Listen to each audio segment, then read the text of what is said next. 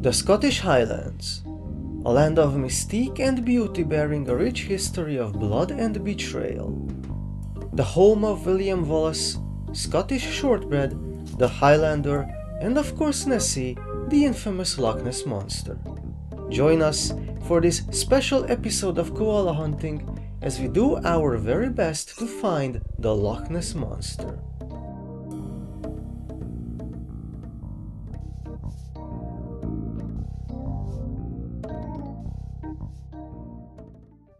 Greetings and welcome to Koala Hunting, the quest for the Loch Ness Monster. I'm your ever-faithful host, Bob the Explorer, and I am not joined in the studio by our resident scientific expert who sadly couldn't make it here today. He is, however, joining us live via satellite. So ladies and gentlemen, please welcome the one and only Professor Van der Bishop. Hi Bob, how are you? Well, my leg still hurts after the crocodile fiasco, but beyond that I'm doing fine, thank you for asking. How about you? Won your 7th Ig Nobel Prize yet? Not yet, but I have been nominated again. Well done! And where are you right now, if I may ask? Are you being kept busy at the university? No, I am on a field trip in Kabul. Yeah, that'll do. Brilliant. Professor, please explain to our audience why we are looking for the Loch Ness Monster on a show called Koala Hunting. Of course. A little known fact is that Nessie, the Loch Ness monster as most know her, is a distant cousin of koalas. They both fall in the same greater family of rare animals. As you may recall, koalas are amphibious creatures who like the deep of the ocean and feed on sharks. Nessie is exactly like that, except she lives in the Scottish lochs because she doesn't like salt water. Exactly like that? Including the diet? Where would Nessie feed on sharks? The Scottish lochs are full of sharks. People just don't notice because they're too busy looking for Nessie. Of course, why didn't I think of that?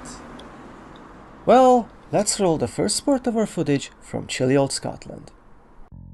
Scotland, to many, is an exotic, beautiful place, a no-brainer target for a family vacation. While all of that is true, Scotland is also a place of peril.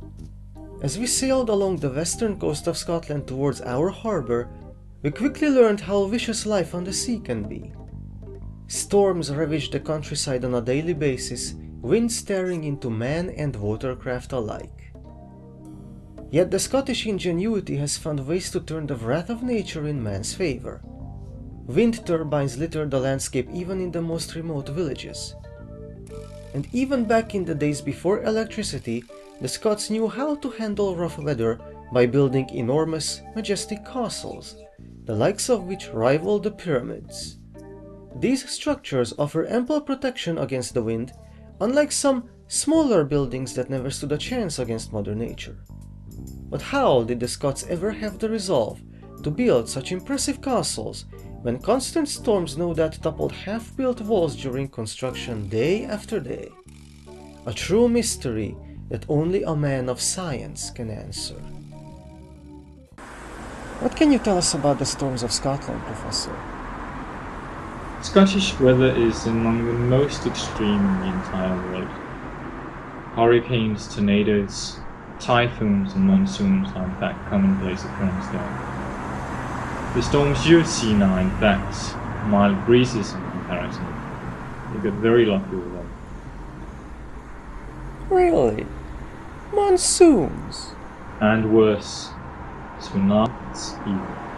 Scotland is a very dangerous place, and no one should go there without proper protection against harsh weather, like umbrellas. No, I would say raincoats. Umbrellas are useless in horizontal rain. So speaking of the horrid weather, the Scots made these really impressive looking castles in which to survive, and you've got to wonder how on earth did they ever manage to finish constructions on such gigantic castles in such horrid weather? The trick is the Scots never had to build any castles, they grew them like plants in the garden. Come again? How do you grow a castle? Let me put it this way. Scottish castles are like coral reefs. Corals build reefs underwater out of limestone, and in Scotland there's a special coral that does the same thing on land. But I don't understand. How is that possible? Well, in layman's terms, in the ocean, corals gather limestone and use them to build coral reefs. In Scotland, the so-called Scottish land coral does the same thing on land by gathering pebbles in the Scottish soil and turning them into rock formations, just like the ones you've seen. Okay, I understand that, but these rock formations were very small. Of course, the growth takes time, but if you give it a few thousand years, then you'll have something that grows very big, just like coral reefs. This is how Stonehenge was grown. Stonehenge? But that's in England, hundreds of miles from Scotland. Yes, the stones were transported there by elephants. Ah, that makes sense. But the castles I still don't understand. If it takes so long for these land corals to go rock formations, then how come the Scottish castles were erected so quickly in comparison? The same way, yes, the pyramids. It was the Scottish land corals doing all the work, yes, but it was the Scots holding the whips during the construction, persuading the land corals to build the rock formations much taller and much faster than they otherwise would have done. They did that. With whips. Not literal whips, of course. The Scots gave the land corals Scottish whiskey, made them addicted to it, and then threatened to deprive them of it if they didn't build those castles for them. Huh. That's kind of brilliant. Yes, it kind of is.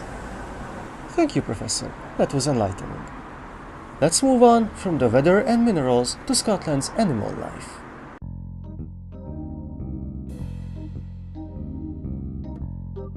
Birds are the most dangerous animals in the world. Think of that family of dogs you saw as the bird equivalent of the Italian mafia.